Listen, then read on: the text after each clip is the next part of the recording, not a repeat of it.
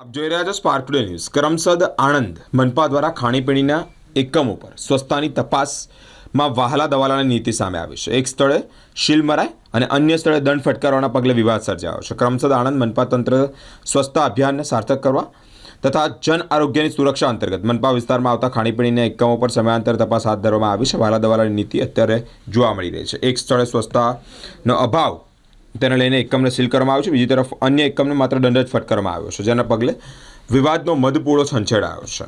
કરમસદ આણંદ મનપા દ્વારા ખાણીપીણીના એકમો પર જ્યારે આવી વહાલા દવાલાની નીતિ હોય ત્યારે અનેક પ્રશ્નાર્થ ઊભા થયા છે.